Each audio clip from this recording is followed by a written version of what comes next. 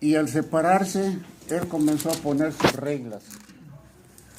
Y entonces, esos 7 libros que estaban en disputa por él, esos pues, él dijo pues que esos no pertenecían, pero que era muy importante que se leyeran, porque era bien importante lo que ahí se leía, pero esos libros los dejaron al final de la Biblia de ellos. Y así vinieron otros problemas hasta que unos alemanes o ingleses decidieron pues quitar completamente esos libros de la Biblia de ellos. Pero ahora pues yo le cedo la palabra aquí al hermano para que él les explique un poquito con otros detalles más sobre este problema. Gracias, hermano. Yo sí voy a ponerme de pie porque así me gusta hablar con las personas. Y lo hago, pienso yo hacerlo más interactivo. Lamentablemente no hay una... bueno, hay la pizarra y ya hay el marcador ahí, pero no voy a poder usarlo porque no tengo cómo borrarlo. No quiero que me diga nadie por qué he escrito y no he borrado nada. Así que mejor lo voy a dejar así. Pero voy a tratar de ser ilustrativo de alguna forma. El hermano habló sobre, sobre un idioma, que es el idioma griego. Hay que tener en cuenta una cosa. Durante la época de Alejandro Magno, el poder que imperaba en aquella época era el poder griego. Y Grecia invade los países de Europa, la mayoría de los países de Europa, y con ellos también a los países del Oriente Medio, entre ellos el pueblo de Israel. Cuando existe una conquista, y lo sabemos todos porque hemos sido conquistados por España, cuando existe una conquista, ¿qué es lo que impera en el mundo? Su cultura, muchas veces su religión, su tradición, su historia y también su lengua, su lenguaje. Y eso es lo que sucedió en aquella época. Si el imperio griego invade los países de Israel, ¿cuál es el idioma que tendría que imperar en aquella época? El idioma griego. Entonces, en esos tiempos se hablaba ese idioma. Ese era el idioma que se hablaba y el que se conocía en aquella época, que era el griego. El pueblo de Israel hablaba hebreo, pero con la invasión, sus hijos, sus nietos y las nuevas generaciones empezaron a hablar, como sucede en estos países, un idioma distinto, que es el idioma del país conquistador. El país que se somete tendría que adaptarse a ese sistema, su cultura, su religión, su historia. Para el pueblo de Israel era eso lo que estaba pasando en aquella época, cuando Alejandro y su imperio atacan los países o invaden los países del Oriente Medio e invaden también los países de Europa. Prácticamente era el mundo conocido en aquel entonces, en aquella época por ellos. ¿Qué fue lo que sucedió en este sentido? Si el idioma, la cultura y la tradición comenzaba a imperar, sus escritos también comenzaban a imperar y a hacerse y crear influencia en el mundo. Y es por esa razón que hace ya muchísimo tiempo surge una época que le llaman los 400 años de silencio. En esa época de los 400 años de silencio, por decirlo de alguna manera, es durante la época del último profeta del Antiguo Testamento, que es Isaías, perdón, no Isaías, el profeta Zacarías, Isaías no era el último profeta. El último profeta del Nuevo Testamento es Juan el Bautista. Juan el Bautista, el último profeta del Nuevo Testamento. Pero había un profeta durante los 400 años de silencio que cuando termina de escribir, el profeta Malaquías, cuando termina de escribir, ya no existen profetas durante esa época. Entonces, durante el último profeta del Antiguo Testamento, el profeta Malaquías, y el último profeta, por así decirlo, del Nuevo Testamento, que es el hijo de Zacarías e Isabel, Juan el Bautista, surge esa época de los 400 años de silencio, donde no había profeta. Durante esa época se escriben los libros tardíos, y se escribe en el idioma, parte del idioma que estaba imperando en aquella época, que era el griego. Esos libros se llaman libros tardíos o deuterocanónicos en griego. Tobías, Judith, Baruch, Sabiduría, Eclesiástico, Primera y Segunda de Macabeos. Son los libros que en esa época imperaban. Pero para el pueblo de Israel, su canon, por decirlo de esa forma, su canon era solo 5, que es los libros que imperaban desde el principio que se encuentran en la Biblia: Génesis, Éxodo, Levítico, Números y Deuteronomio. Pero se leían también otros libros, los libros sapienciales, los libros históricos, los libros proféticos, se leían los salmos, todos esos libros se leían. Yo lo digo libros porque eso es lo que conocemos ahora, pero ellos usaban rollos, no eran libros, usaban más que nada el papiro que se desmenuzaba en aquel tiempo, y después tuvieron que cambiarlo por otro material mucho más resistente. Entonces, todos estos libros ellos se usaban en aquella época, desde el Génesis hasta el último libro que tenemos, que es el Salmo, incluyendo los libros tardíos que son los deuterocanónicos. Es así que cuando surge esto de la influencia griega y el idioma, un rey de aquella época, durante ese periodo, llamado Ptolomeo Filadelfos, le pide a uno de sus secretarios que si se han escrito libros históricos de la historia de Israel, que también los libros cristianos se escriban. Y es por esa razón que se escriben los libros religiosos, y él llama, el secretario busca a un rabino. Y este rabino lo que hace es buscar a 70 hombres, 70 eruditos, religiosos, teólogos conocidos de la época, y es así como surge la leyenda. Estos hombres traducen todos los libros religiosos exactamente igual, como que si uno lo hubiese escrito y los otros 69 los hubiesen copiado. Eran 70 ancianos. Y es así como surge la leyenda de la versión de los 70, o los libros, o el canon alejandrino, porque fue en Alejandría quien se hizo esa traducción, el canon alejandrino. De esa forma, todos los libros se traducen, incluyendo los deuterocanónicos, los 47 libros que conocían en aquella época, se traducen al griego, el idioma que imperaba en ese entonces.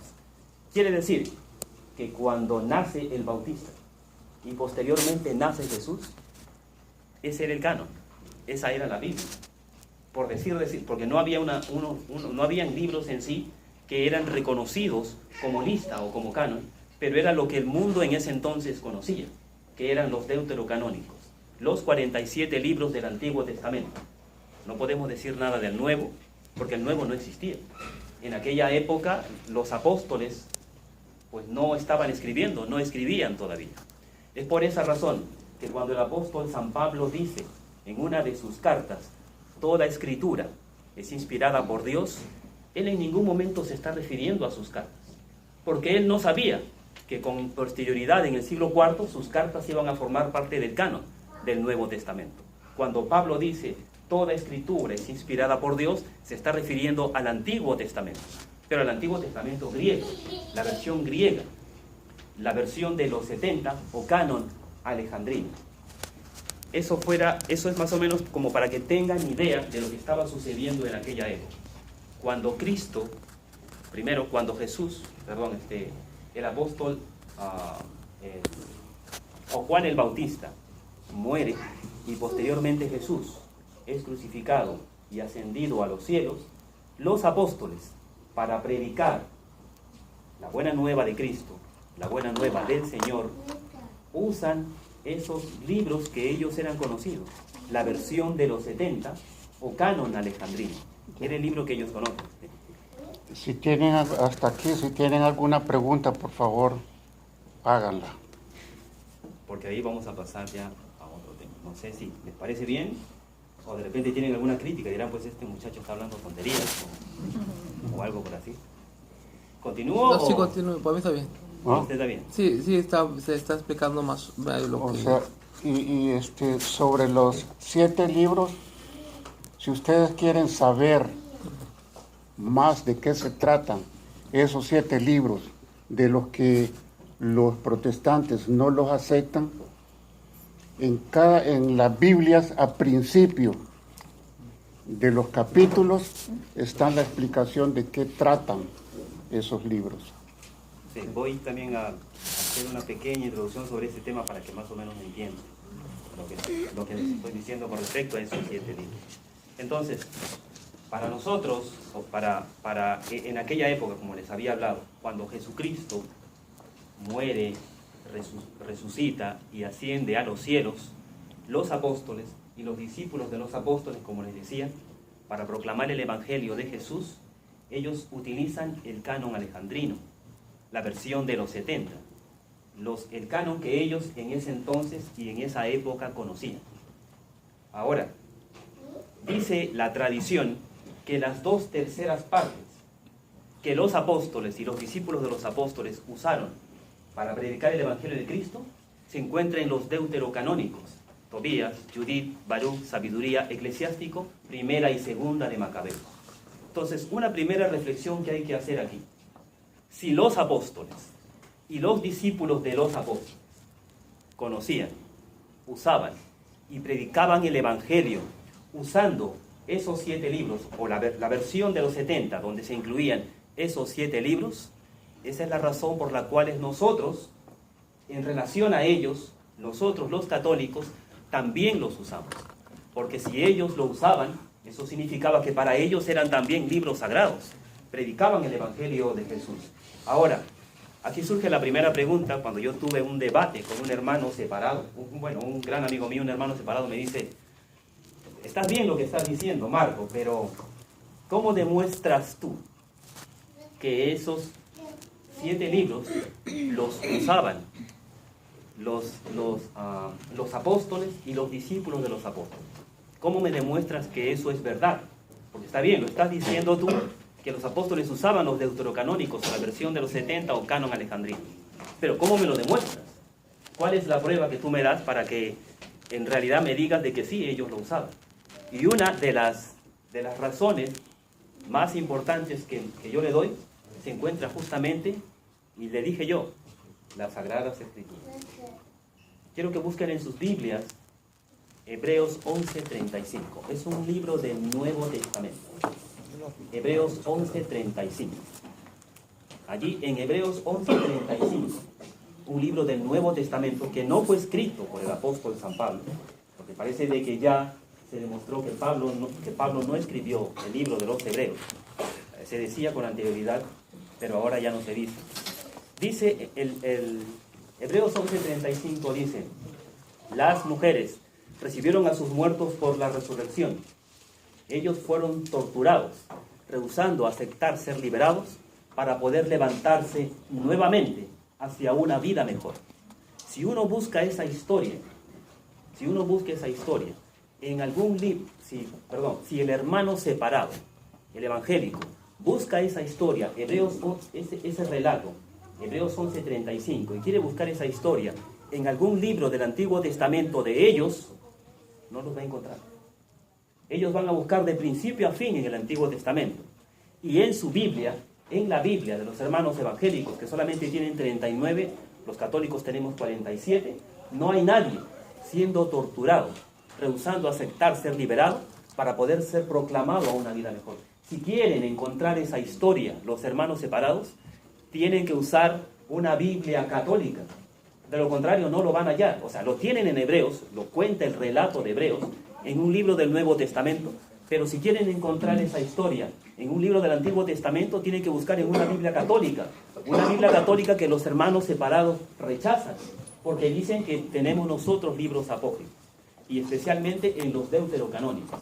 Ese libro, esa historia, se encuentra, y la tengo yo marcada aquí, en Segunda de Macabeos 7, si quieren ustedes lo buscan, porque no vamos a tener tiempo, 7 del 1 al 9. En Segunda de Macabeos van a encontrar esa historia que dice Hebreos, pero si los hermanos separados lo van a buscar, no lo van a encontrar. Otra, y lo voy a decir muy rápido porque no vamos a tener mucho tiempo, es ese libro de donde Jesús, el mismo Jesús, en Lucas 2 del 1 al 9, Jesús está mencionando una historia relacionada con alguien que dice que tiene muchas cosas o mucho dinero y que luego él va a esparcir su dinero y va a quedarse simplemente a descansar o a beber o a comer o algo así. Y él está diciendo, sí, siga adelante. Y él está manifestando, y Jesús le dice, necio, esta noche van a llevarse tu alma. Esa historia está en el libro de Sabiduría, otro libro en cuestión, que lo menciona el mismo Jesucristo. Cuando dice, toma, come, bebe, necio, esta noche van a llevarse tu alma. Esa historia que la menciona Jesús se encuentra en el libro del Eclesiástico, otro libro en cuestión de los hermanos, de los hermanos separados, al decir de que esa historia no se encuentra, de que esos libros son apócrifos, como los llaman ellos. Entonces, esa es la segunda razón. La tercera y última, que es el libro de Sabiduría. Y yo se lo voy a leer. Sabidurías 2, del 12 al 19. Si buscan lo que tienen sus Biblias. El libro de Sabiduría 2, del 12 al 19. Y ustedes van a decir de quiénes están hablando o de a quién se está refiriendo. Este es otro libro en cuestión que no se encuentra, que los hermanos separados no los tienen, que dicen de que nosotros los hemos aumentado y que dicen que son apócrifos. Y el libro de Sabiduría dice, hagamos la guerra al que nos reprende, porque violamos la ley. Nos recuerda cómo fuimos educados y nos echa en cara nuestra conducta. Pretende conocer a Dios y se proclama hijo del Señor. No hace más que contradecir nuestras ideas y su sola presencia nos cae pesada. Lleva una vida distinta a la de todos y es rara su conducta. Nos considera unos desgenerados. Creería mancharse si actuara como nosotros. Habla de una felicidad para los justos y al final y se vanagloria de tener a Dios por Padre. Veamos pues si lo que dice es verdad y hagamos la prueba. ¿Cómo se librará? Si el justo es hijo de Dios, Dios lo ayudará y lo librará de sus adversarios. Sometámoslo a humillaciones y torturas. Veamos cómo las acepta. Probemos su paciencia. Luego condenémoslo a una muerte infame, pues según él, alguien intervendrá. Este es el libro de Sabiduría. Un libro en cuestión, según los hermanos separados, es un libro apócrifo. Yo pregunto, ¿a quién se está refiriendo este libro de Sabiduría? Que fue escrito 100 años antes de Cristo. ¿A quién hay que condenar a una muerte infame? ¿Quién es esa persona, según Sabiduría, que dice que se cree Dios y que luego al final Dios lo librará? Aquella persona que dice que es hijo de Dios, como dice allí. ¿De quién está hablando? ¿A quién se está refiriendo? Jesús. A Jesús. Un libro escrito 100 años, el libro de Sabiduría, 100 años antes de que Jesús nazca. El libro de Sabiduría hace una mención a Jesús mismo. Se está refiriendo a Cristo. Y los hermanos separados dicen que este libro, que se lo recomiendo y que es hermoso, que es un libro apócrifo. Entonces, esas son las razones por las cuales nosotros demostramos con la Biblia de que los católicos, porque somos fieles al cristianismo primitivo, tenemos los 47 libros del Antiguo Testamento. Ahora, en el año 100 después de Cristo, es decir, después de que algunos de los apóstoles ya no están y solamente queda el último, el apóstol San Juan, y por ahí algún otro que ya se han esparcido por el mundo, los judíos, o sea, ya no los cristianos, estamos hablando de los judíos, ellos realizan su reunión en Yagnia, llamado como el concilio de Yagnia, en Alejandría, en Yagnia, en el África. Ellos realizan una reunión para decidir qué libros cuál es la lista que ellos tendrían que tener, la lista de los cuales tendrían que estar. Y en esa reunión en Yagnia, ellos deciden primero que su Biblia, sus escritos, tendrían que estar en hebreo. Dios hablaba solo en hebreo. Entonces, por lo tanto, todo tiene que estar escrito en hebreo. cuando estos hermanos judíos de Yamnia deciden buscar los deuterocanónicos, no encuentran traducciones en hebreo de los deuterocanónicos porque fue escrito como libro tardío, traducido del hebreo al griego. Pero como esos escritos fueron perdidos, los separaron de su canon y dijeron: no, Dios habla solo el hebreo. Por lo tanto, Tobías, Judith, Baruch, Sabiduría, Eclesiásticos, Primera y Segunda de Macabeos, ellos no los aceptaron. Esa es la primera razón, porque estaba escrito en griego y ellos, según ellos, Dios hablaba en hebreo y por eso solamente tenían que estar considerados los libros de su canon en hebreo. Esa es la primera razón. Pero la segunda y la más importante, y esa es la razón por la cual ellos se reunieron, los judíos en Yamnia en el año 100, entre el 90 al 100 después de Cristo, ellos dicen: esos libros suenan demasiado a cristiano. En ese concilio, a Cristo lo consideraron el bastardo. Para ellos decían que Cristo es el no nacido. Claro, si los judíos lo crucificaron y posteriormente persiguieron a los cristianos en colaboración con los romanos. Por eso, del año 90 al 100, cuando ellos sacan su canon, solamente decide 39 libros, ya no los 47 que usan el canon alejandrino, solamente 39, porque los otros libros era usado por los apóstoles, era usado por los discípulos de los apóstoles y proclamaban el evangelio de Cristo. Esa es la razón por la cual ellos dijeron: no, quitémoslos de nuestros escritos, de nuestra Biblia, y solamente estarán 39 que fueron escritos en hebreo. Ahora, esos 39 libros que salieron del concilio de Yamnia, en un concilio anticristiano, donde se declara a Jesús el bastardo, el no nacido, es el que tienen nuestros hermanos separados. Solamente tienen 39. Y con esos 39 libros, ellos salen a predicar el evangelio de Jesús, el evangelio del Señor. Ya me podría imaginar esa situación por cuál es la confusión. Obviamente, si estás usando un canon anticristiano, un canon judío, un canon donde declaras a Cristo que es un bastardo, y con esa misma Biblia sales a predicar el evangelio, tienes que tener obviamente ciertas diferencias con los cristianos. Pero ellos dicen no, que nosotros los quitamos.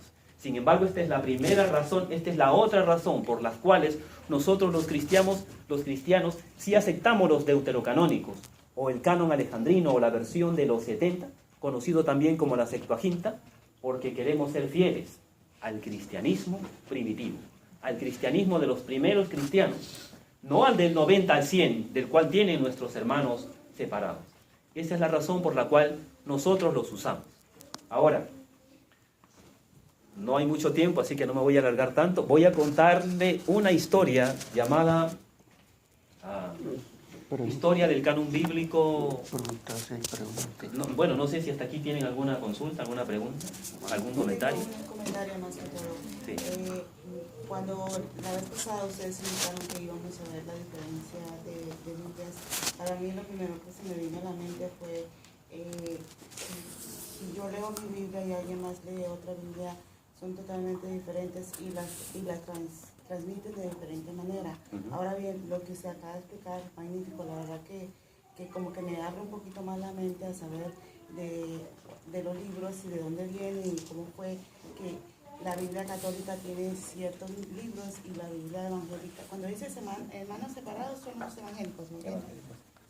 Entonces, porque hay esa diferencia, pero mi idea fue más que todo eso, ¿no? Cuando hay dos Biblias de diferente religión, ellos lo manifiestan de diferente manera porque está escrito de diferente manera. O sea, cada quien lo expresa como lo lee y eso fue mi pensamiento nada más, que pensé que de eso iban a hablar, pero ahora que usted me habla de eso, como que me llena un poquito más de sabiduría a ver de diferentes Claro. Y algo de eso. También justamente estamos tratando de hablar, de tomar ese tema también con el hermano. Lo que pasa es que el problema del tiempo a veces nos agobia, ¿no? Pero justamente me iba a referir en algo a lo que usted me estaba manifestando. Cuando yo digo hermanos separados, es porque es así como me decían a mí. Me decían, tú eres hermano separado, porque No sé si ustedes saben que yo era evangélico y crítico de la Iglesia Católica, algunos quienes han escuchado mi testimonio, y que odiaba al católico, aunque ese es otro tema, ¿no? Pero una pregunta para Sí, ti. dígame, vale. Sí. Yo quisiera saber, por lo menos, usted, o sea, cómo fue que cambió también. Porque yo creo que Buena fue pregunta, difícil sí. de ser evangélico y venir a ser católico después. O sea, creo que Es muy complicado. ¿No? ¿Qué fue el Si cambio? yo les hablo de mi testimonio ahorita, vamos a durar creo, aquí toda una hora. No, no puede. Hermano, Sí, dígame. yo creo que el tema que estamos aprendiendo ahorita es bien largo. No nos va a gustar, pero yo creo que todo el año para terminar de entenderlo. Exacto, sí. Entonces, lo que dice mi hermana, yo creo que estoy de acuerdo con ella. Sí. Usted puede hablar, pero una clase entera, fue un domingo entero sobre ese tema, porque yo creo que estamos interesados todos. Claro. Porque yo sé que en realidad los hermanos... Como dice la hermana, ¿no?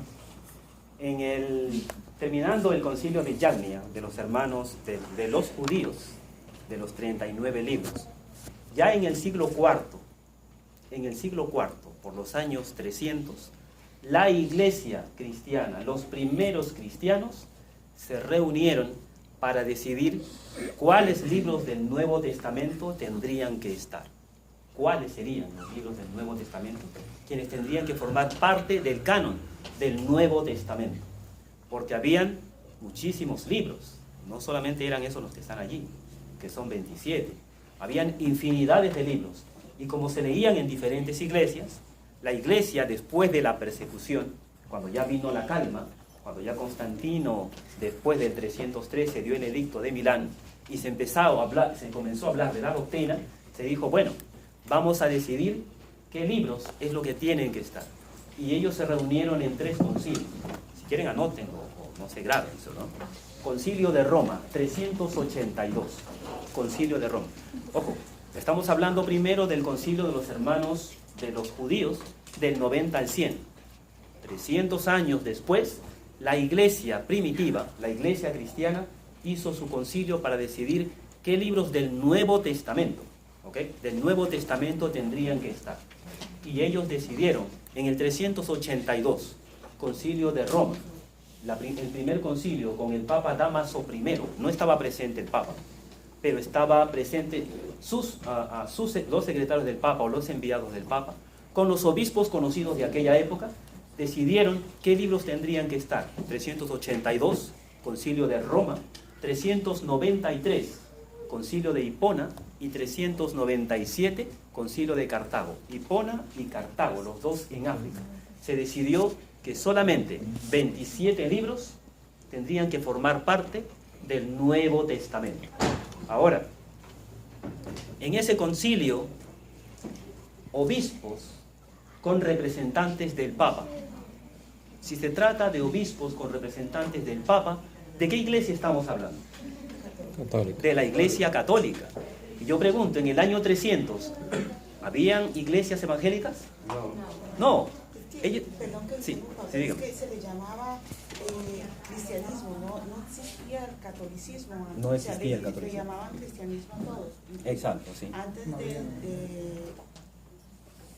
mencionó el nombre de la perdón, siga. ¿De quién? ¿Constantino? ¿Constantino? Constantino. Los católicos que le llamaban cristianismo, o sea, ellos no podían expresar nada porque eso era como penado porque existían los judíos, o sea, había otras religiones que evadían el cristianismo. Claro. Después de Constantino, es que empieza el cristianismo porque él lo permite. ¿Correcto? Exacto. Pero hay una cosita, que en el año 107 o 110, hubo un personaje, obispo del apóstol San Juan, que nombra por primera vez la palabra catolique. La iglesia es catoliquenis, San Ignacio de Antioquía. Y es la primera vez que se le comienza a llamar católica a la iglesia. Este es obispo del apóstol San Juan y también fue obispo de Pablo. Ahora viene la pregunta. Como que me estoy evadiendo un poquito el tema, pero tiene razón lo que dice el hermano. Si es obispo del apóstol San Juan y es obispo del apóstol San Pablo, y es la primera vez que San Ignacio de Antioquía, un obispo, San Ignacio de Antioquía, dice menciona la palabra, el que está con Cristo está con la iglesia católica, esa fue esa es su frase conocida. ¿A qué iglesia se está refiriendo? ¿A qué iglesia se refiere? La única que existía en aquel entonces. ¿La iglesia? Diga. Católica. Entonces, el apóstol, este obispo, discípulo de los apóstoles, era católico. Y sin embargo, viene de una descendencia porque fue elegido obispo por el apóstol Pedro. El apóstol Pedro. Antes de morir, Pedro fue elegido obispo, San Ignacio de Loyola. Pero, también ese es otro tema del que vamos a hablar. Pero lo que quería referirme ahora es justamente a lo que estaba manifestando. Si la iglesia se reúne desde el 382, 393 y 397 para decidir qué libros tendrían que estar, esa iglesia era la primera iglesia, los hermanos de la iglesia primitiva que existían en aquel entonces. La única que existía, porque las iglesias evangélicas nacen en el 1500.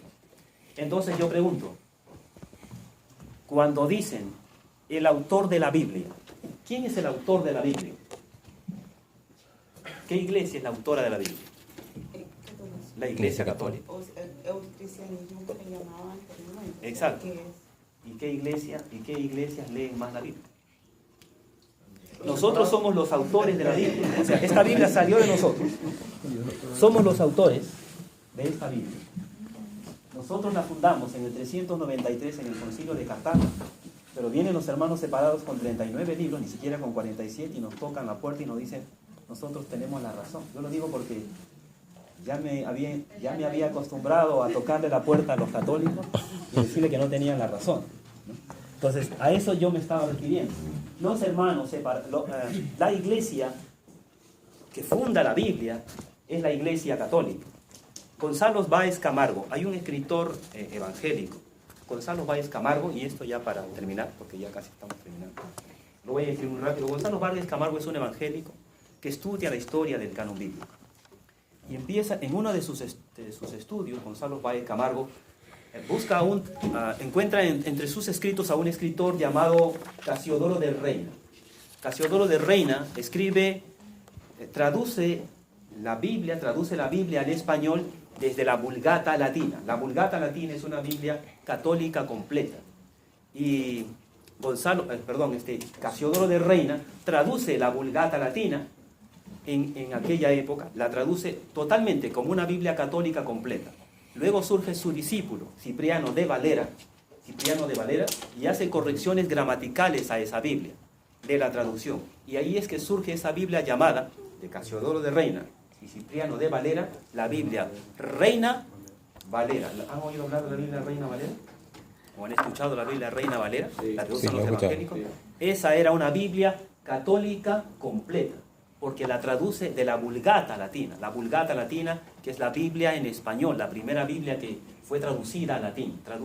Cipriano de Valera y Casiodoro de Reina la tradujeron de latín al español. ¿Por qué razón no están esos libros ahí? En 1824 o 25, la sociedad evangélica, las comunidades de la sociedad